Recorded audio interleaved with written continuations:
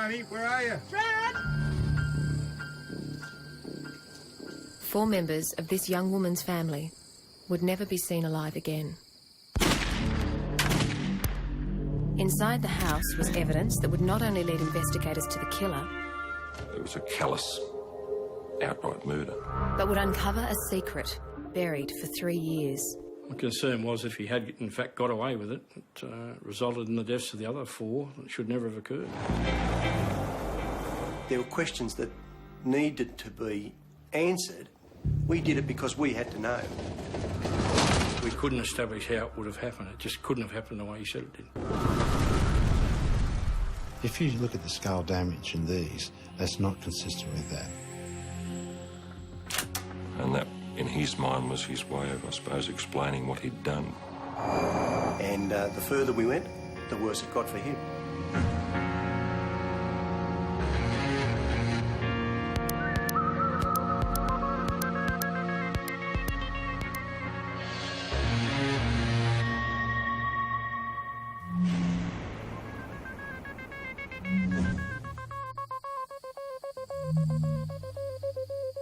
For 3 days, members of the Milosevic family had been trying to contact Rad Miller, or Rad, as she liked to be called.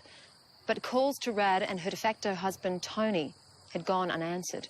And for a family who spoke to each other every day, it was a matter of deep concern. Brad! There was a phone call made from Tony's employer that he hadn't turned up for work for a couple of days, and they were quite concerned as it wasn't like Tony not to be at work. The car was in the driveway and nobody came to the door, and Dara started to get a bit worried. Dara was Rad's 18-year-old sister. She looked through the window and noticed some paper burnt around the stove, and the stove was actually glowing, the hot plates on the stove. She wanted to break the window and go in, but her boyfriend stopped her and told her that they would call the police and get the police there. He didn't want her to go in. I was on duty in Canberra on the 31st of March 1984 with another detective, another young detective, and we were the only 2 detectives on in Canberra for that particular day. I received a call on the police radio from our operations room that the police officer in attendance had smashed a hole with his baton in the back door of the house and entered.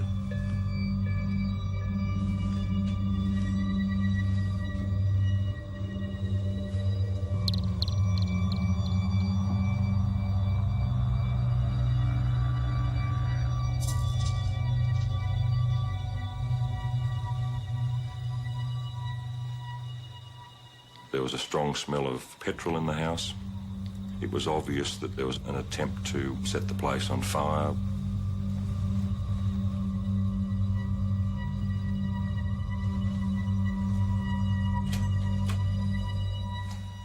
In one of the back bedrooms, there were 3 bodies, 2 adults, male and female, and a small girl. They'd been piled up and they'd been doused in petrol.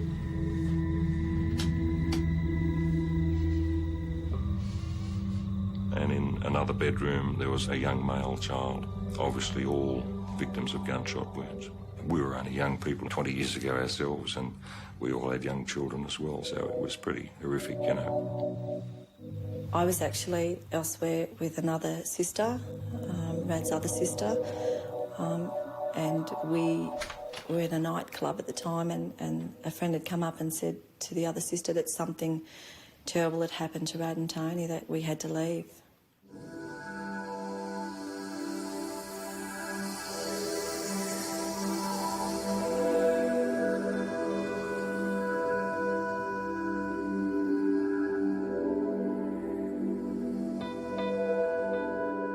An entire family had been wiped out.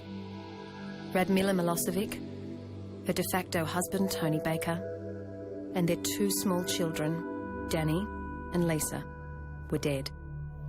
When they took us to Richardson, they made us wait in the car. The house was all taped around, and somebody had come out and told Rad's sister that they'd been shot and they were found in the house, Rad, Tony and the kids.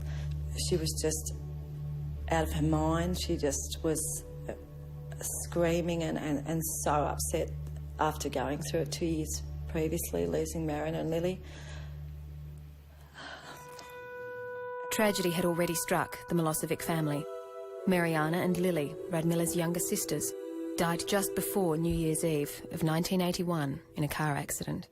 You couldn't comprehend another four from the same family, Marion and Lily, and now Rad and Tony and the kids. It was just unbelievable. The surrounding the case, they say, are extremely unusual. The police broke into this house at about 9:30 last night to find the bodies of a young man, a young woman and their two small children. The bodies were all in various parts of the house. There was no sign of any struggle, but kerosene had been doused on the walls. There was no break and enter on the house. The house had been locked up. There were no broken windows. It was quite calm as far as that was concerned.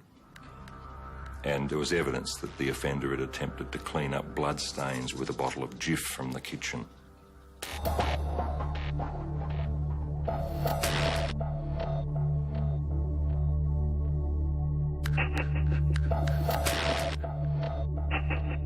And in their attempts to clean it up, they'd made more of a mess, so that the person just put cushions over the bloodstains and sort of hid things.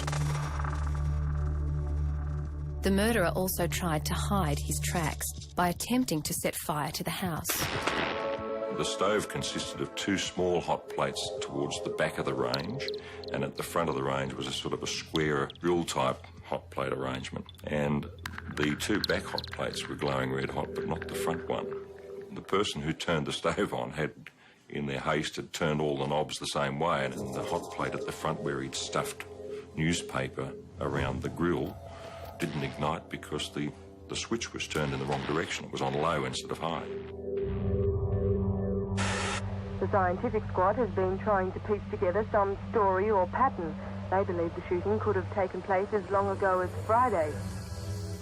But a search inside the house suggested it could have been earlier. The failed attempt to burn down the house meant that Radmilla's diary remained intact, a diary she wrote up religiously every night.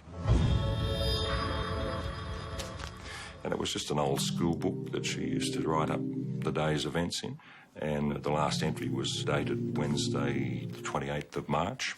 And the entry was that her husband and a guy called Tomo were listening to the radio for the football that was on the midweek game.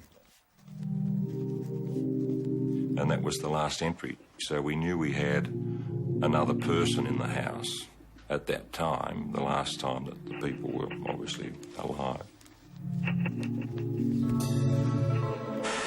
This morning, from their mobile field unit, the police conducted a door knock, but very few of the neighbours knew anything about the family, and none of them had heard any of the gun blasts. But people had seen a distinctive car travelling backwards and forwards to the house after the Wednesday, and we had some information there that indicated that perhaps that car might have belonged to the person Tomo. So we needed to find out who Tomo was and where Tomo was now. These investigations are continuing into this evening. They're still interviewing the family's friends and relatives, but haven't determined even a possible motive. It had now been some hours since the bodies of Rad, Tony and their children had been found shot dead in their home. With no known reason as to why they were murdered, detectives needed to speak with the last person who had seen them alive.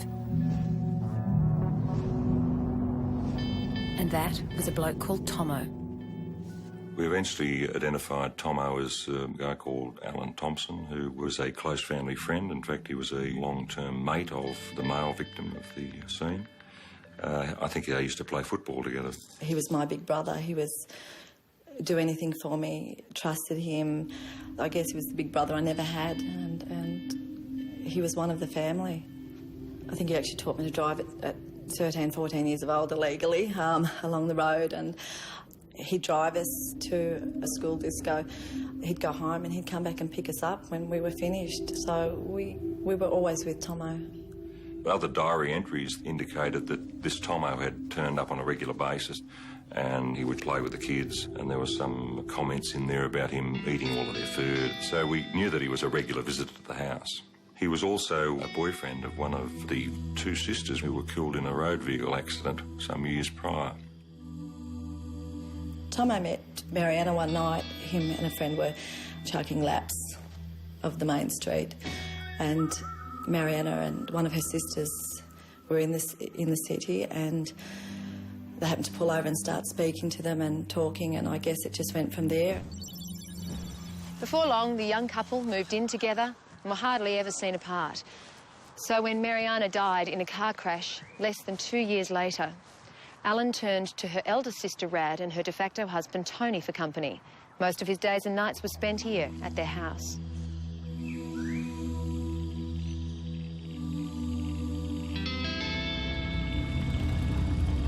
We also established that he owned a motor vehicle similar to the description of the one that the neighbours had told us about, that was coming and going from the premises. So was Tomo a possible suspect, or simply the last person to see his friends alive? My partner and I travelled to Queanbeyan and were actually greeted at the door by Alan. And when I introduced myself and said who I was, I'm the bearer of bad news. I said, I've just come from the house of your friends in Richardson. We found them all dead. At the crime scene, ballistics experts had found spent casings and bullets that indicated the murder weapon was a .22 caliber rifle. He was asked whether he owned a rifle. He took us to a shed in the back of his parents' home, where he unlocked it and produced a .22 rifle. And we came back to Canberra to police headquarters and handed the gun over to our ballistics expert. All right. Check and clear? Great. Thanks, Eric. They took us to the local police station, then proceeded to question us on Tomo, asking us if he had guns or if, was there any reason why, we would think that it would be him. And I just said Tomo wouldn't do it. Tomo didn't do it. He wouldn't do something like that.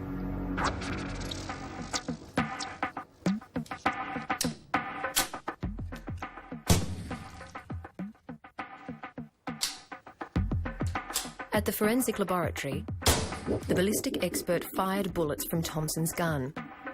Under the microscope at 20 magnifications, the bullets were then compared to those found at the crime scene to either identify or eliminate the rifle Thompson had given to the police. What we're looking at is a test sample on the left-hand side and the exhibit on the right-hand side, and we're looking for lines that are created by marks that are left on the interior of the barrel and the land itself, and they embossed those particulate marks on the lands. They're a unique set of marks because they're like a ballistic fingerprint, so they're unique only to this one particular firearm, and that allows us to make an identification or an elimination. In this case, we've made an identification. It was the following day that we had some information come forward from our inquiries that Thompson had gone to a petrol station in the outskirts of Queanbeyan and purchased a tin of petrol. That tin was actually found at the crime scene, and it was him coming back to the scene that the neighbours saw the car. So it became obvious that Alan Thompson was our offender, and we subjected him to interview, produced the evidence, and initially he denied any involvement in the murders of those people. But then he said, I went out to the car and got the gun and just come inside and just started shooting. But he said he didn't know what he was doing, he was just randomly firing throughout the house. Well, that didn't match with the scene that the ballistic expert had recreated. It was more deliberate firing and aiming rather than just shooting around wantonly and not knowing what you were doing. As the bullet exits the muzzle of a gun, the pressure behind it blows gunshot residue through the barrel and into the air.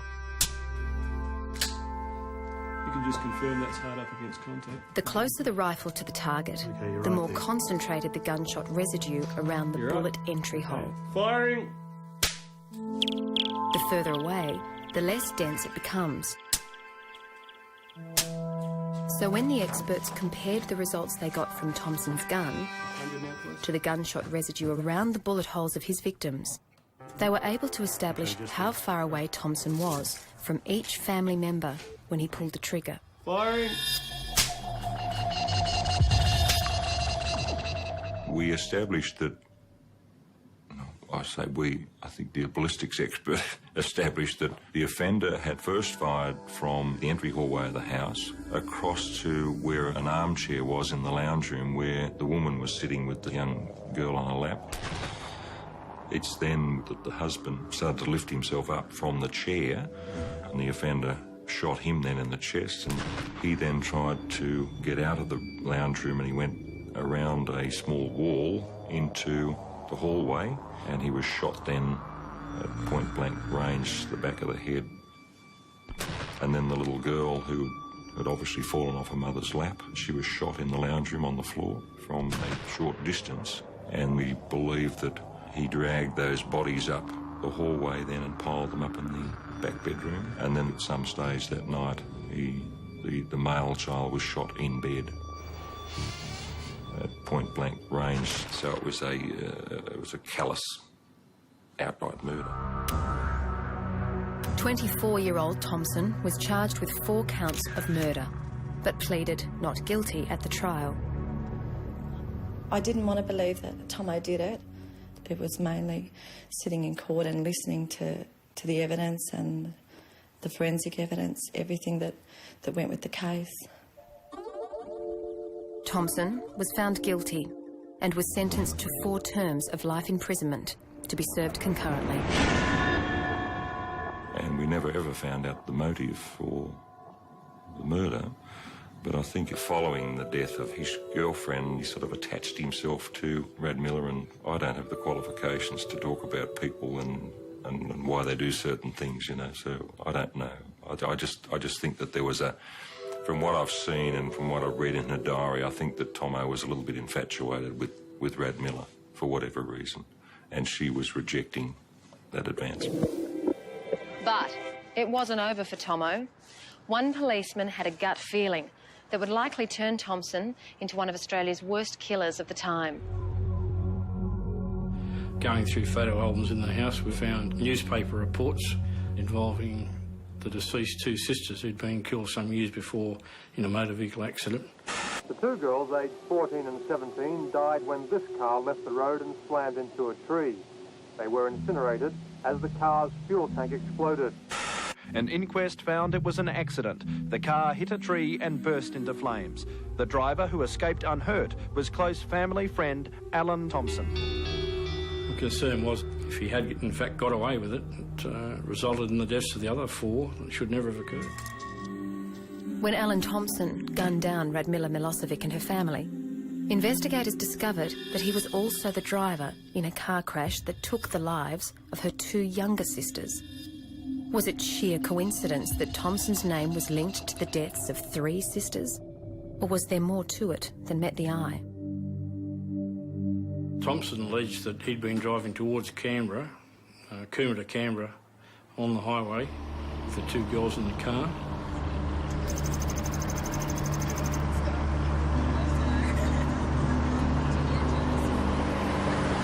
What about the ice cream party? Yeah, I have some ice cream. You didn't get that.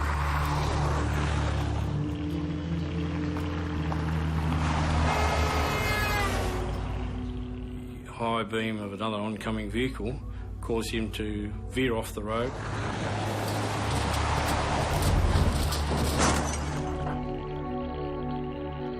He immediately got out of the car, the driver's side. He went to the front of the vehicle and saw flames coming from under the bonnet. He ran around to the left-hand side of the vehicle and attempted to get the girls out of the vehicle.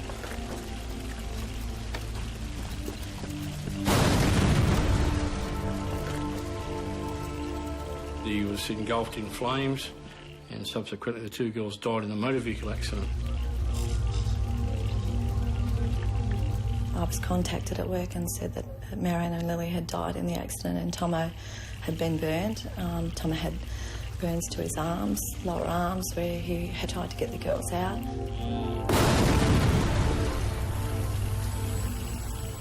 The day of the funeral, he was very withdrawn. He wouldn't speak to anybody. A few of us went up to put our arms around him and he more or less pushed us away and he was just very reserved.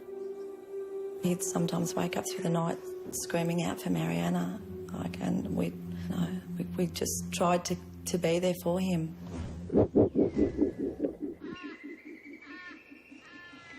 Two months after the girl's funeral, a coronial inquiry into the crash found the deaths of the sisters to be accidental. But Rick Nines and his partner Tom McQuillan had their doubts.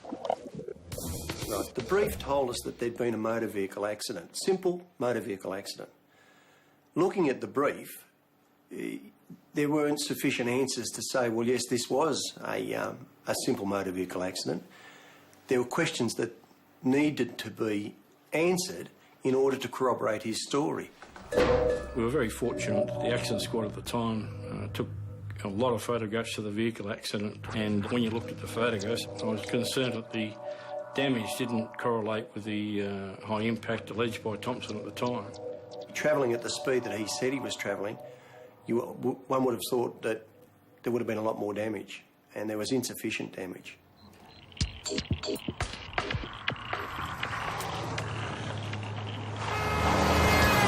Thompson said he was driving at 45 miles, or 60 kilometres per hour, when he was blinded by headlights and went off the road, hitting a tree. But, according to experts from General Motors Holden, this could not have been the case. Now, that was quickly diffused by the engineers who said that didn't hold water. They weren't happy with that story at all. And they looked at the photographs and they all put the impact speed down to about 15 mile per hour. So that said, well, why would someone do that? Would it be to protect themselves, possibly? And maybe the accident had been staged. So we decided to test our theory out that this was a staged accident and to see what sort of damage would occur by rolling the vehicle into a tree, because we didn't have the tree out at the site, it had been cut down. So we bought an HR Holden and we took it to the police driver training area and we got it on a slope. And we marked the distance between a tree that we believe met the dimensions of the tree on the highway, and then we ran the vehicle down towards the tree on a large number of occasions to get the speed right. And the distance had to be spot on to recreate the 15 mile per hour speed on impact. We had it all planned. Everyone had their role. I think my role was to time it from memory. Rex was to observe. And we had a driver who was rigged up, all padded up, crash helmet light, ready to crash it in. But once he'd seen how far we were going down the slope and the speed, there was a little bit of, well, perhaps this might be a bit dangerous. So he sort of reneged, and it was left for volunteers, and the only volunteer left was Rick Nines.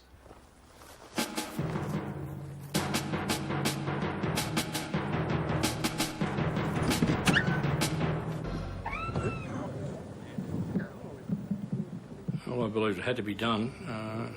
Someone had to do it, so I was the man at the time, so I had to do it. He was placed in the vehicle and sent off on his way and crashed it into the tree. 1, 2, 3, 4, 5, go!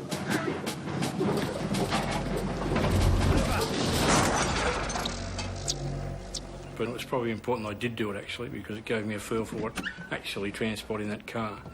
And the impact was not severe at all. You certainly knew you'd hit something, but it wasn't severe enough that you would think two people would die. So I supported very much so that was about the speed the vehicle was travelling when Thompson hit the tree with the two girls in it.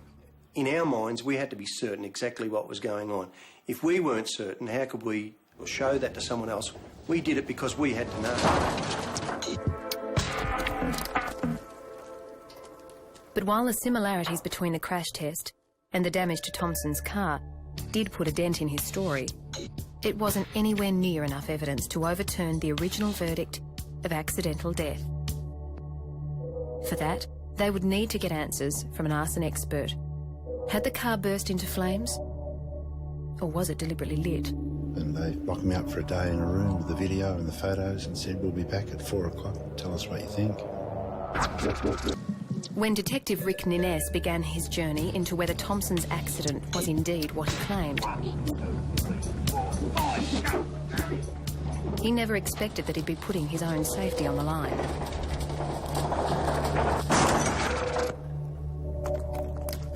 And yet, It wasn't enough to prove Thompson was a fake or a murderer. His focus was now on the fire that incinerated the girls and how it really started. The coroner's initial finding was that the fire had started under the bonnet of the car. An explanation for the fire was that there's a spring sitting across the battery to hold it down. It actually had contact with one of the terminals and arced, causing a spark to ignite the fumes under the bonnet. Now, photographs where the vehicle was on the back of a tow truck going away still indicated the headlights were on. Now, that would seem a little bit incongruous if the battery is supposed to have started the fire. If you look at the damage in the engine compartment where the fire was supposedly started, you see some heat damage to the hoses and the wiring, but you don't see any actual burning. A lot of the wiring would be just bare wiring if it did survive at all, that you wouldn't have any insulation on the wiring. I'd expect the hoses and the fan belts to be burned away. They would have to for a fire to burn that long to get through the firewall. In fact, there are parts of the firewall that haven't been affected by the fire at all. The damage from the fire seemed to be more inside the vehicle rather than in the motor. The motor seemed to be still in working order for a fire of that velocity. So it didn't add up. Why is there a fire inside the cabin, but yet the engine seems to be okay, and that's where the fire was alleged to have started. Thompson had alleged that within minutes, seconds of him getting out of the car, the fire had spread from the engine to the passenger compartment. So, to corroborate or reject his story, the detectives decided to replicate the fire. You got the stopwatch gun? Thank you, mobile board.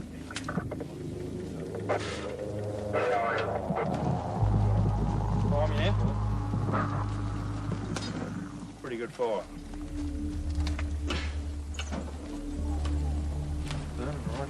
That's what we wanted. Starting to drip through now at the bottom and starting to drip. That's got more oxygen food in that too. We initially poured that petrol under the bonnet, what we thought would have been the amount spilled out of a carburetor. There you go, Tom. There you go. 40 seconds. That petrol certainly did ignite after we put flame to the petrol, but it extinguished itself very quickly because it couldn't travel anywhere. And we subsequently added more fuel and kept trying to do it to try and get that vehicle to be engulfed in flames to a large extent. But you virtually had to douse that car in petrol to get it to ignite. That's a bit more like it.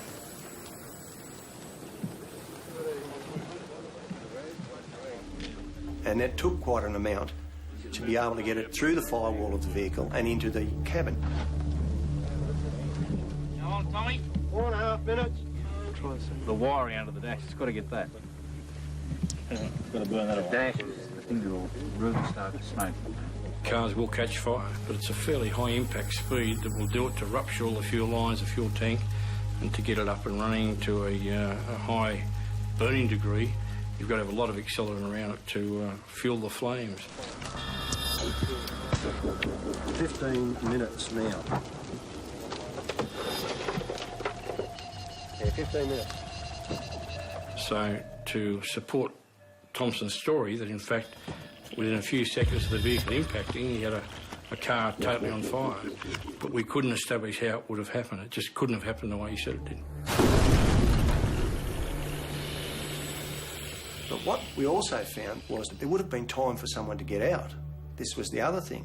That was the reason why the firewall was there. You reckon you get one of inside the car at the 30-minute mark? And by timing it, we thought, well, no, it just doesn't add up. Again, another part of his story, not being able to get in. You should have been able to get in because it took us quite some amount of petrol to be able to say that the cabin would have caught fire. 45 minutes is up. That's right.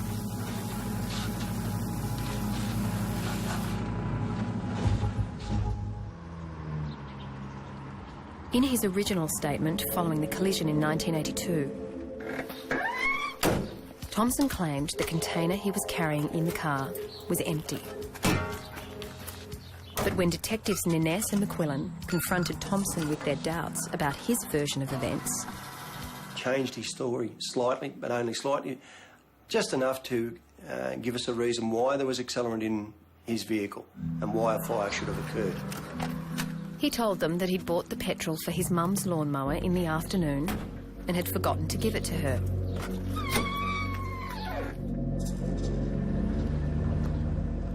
He said it was in the car, it must have fallen over and caught on fire.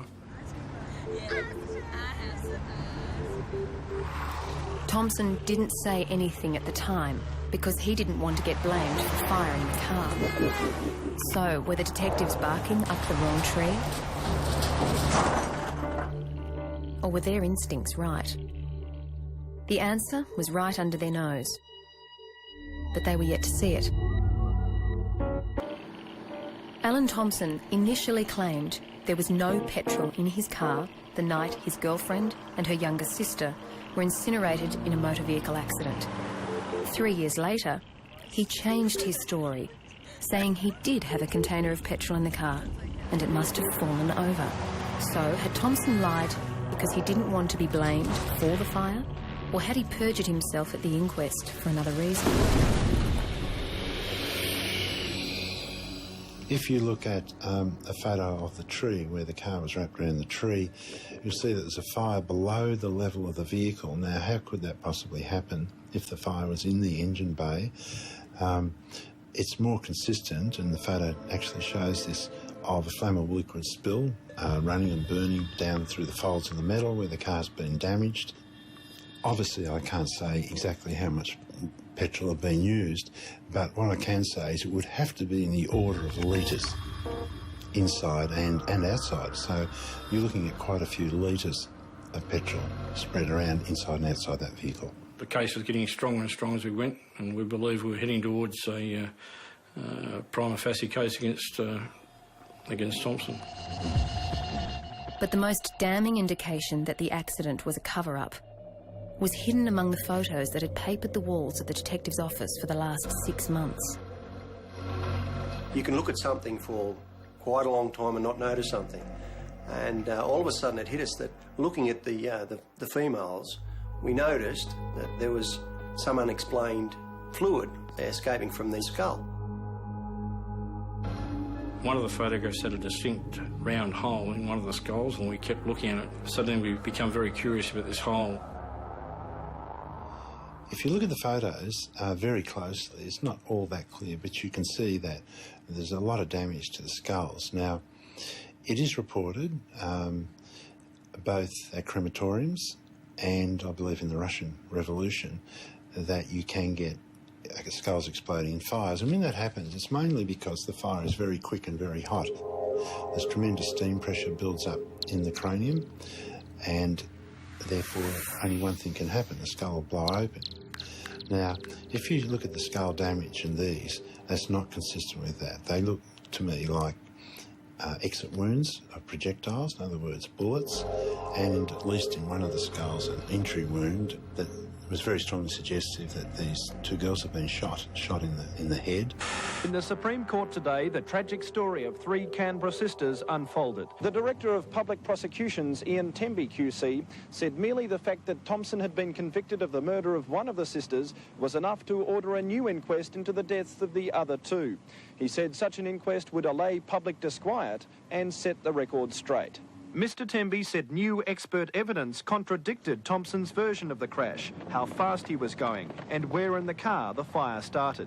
He said Thompson had now admitted he was carrying a container of petrol, and previously he'd denied that. Dennis Palmer, for Thompson, said the evidence was not new nor of substance and pointed to the cost of holding a new inquest. The only thing left to do was to exhume the bodies and see if there were any forensic evidence available from the bodies. Now, if Thompson's story is right, there should have been burning or scarring of the larynx inside the bodies and the lungs of the young girls if they were alive, even though they might have been unconscious. Now, we certainly needed that sort of evidence to substantiate a charge to homicide against him.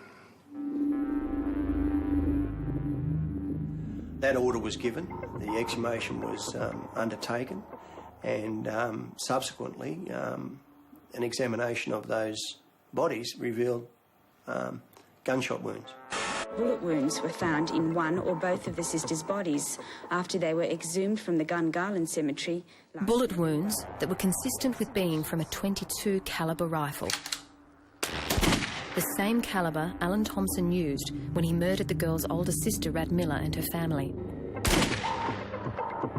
At the post-mortem examination, the doctor found that there was no burning in the larynx or the internal organs, and established beyond doubt that they'd both were deceased at the time of the fire.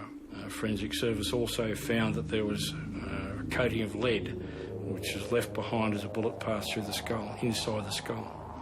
So it totally supported the fact that the girls had been shot at the, or in the vehicle, they'd been deceased prior to the fire of the vehicle. So, in fact, by pulling that brief, just as out of mere interest for a start off, it just built, and it became a rolling ball for us. And the further we rolled it, the greater the divergence. But what really went on the night the two girls were murdered? What triggered Thompson to shoot his girlfriend and her younger sister? Leading up to the accident, Mariana came to work and spoke to her sister. It was basically the only time she really told us that she was scared of him.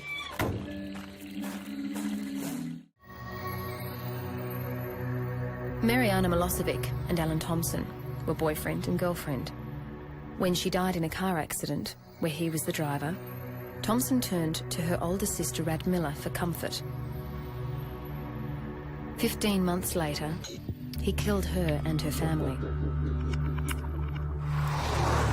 With Thompson's name linked to both events, police and forensic investigators re-examined the car crash that had been written off as an accident.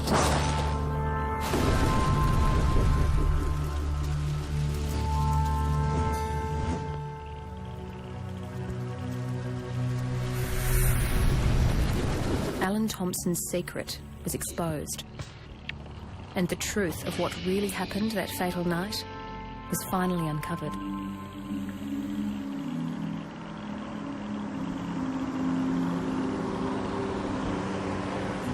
He's talking shit now. Can you just stop yelling at her? I'll do what I want, all right? Excuse me. The younger sister had come over to stay with them for the weekend. Why are you being such an arsehole for?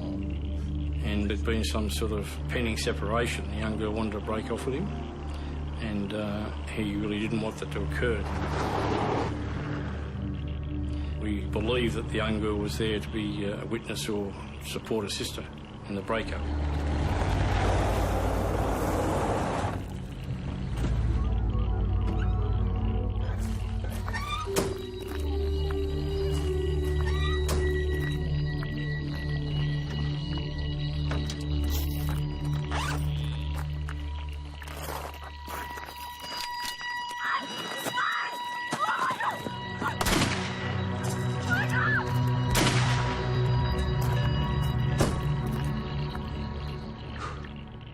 I think he killed the girls in the car because Mariana wanted to leave him.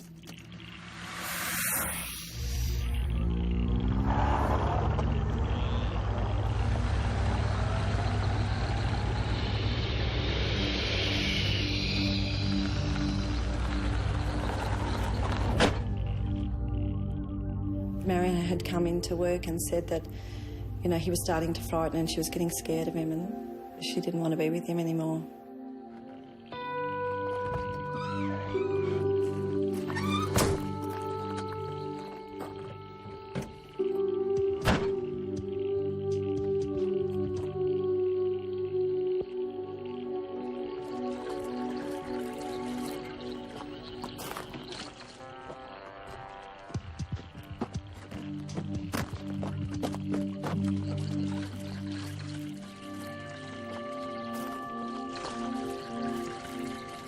Maybe if he wasn't going to have her, nobody was.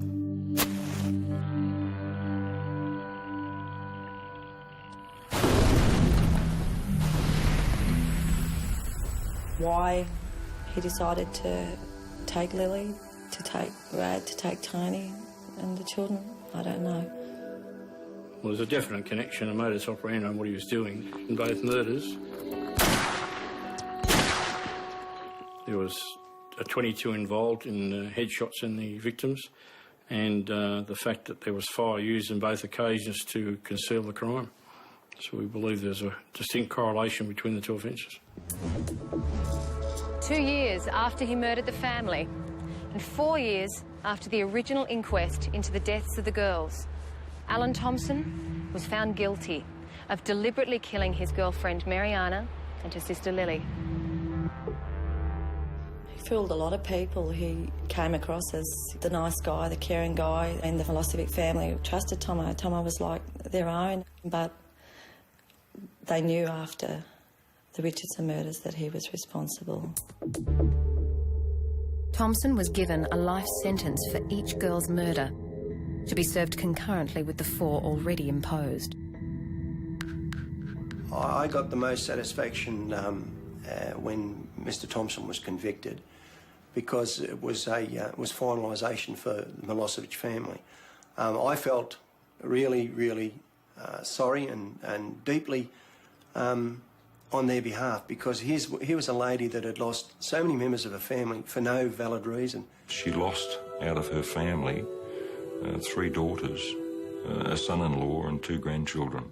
It was fairly horrific for one mother who fought and battled and brought those children up on her own all that time, to have this cove come along and just take them away like he did.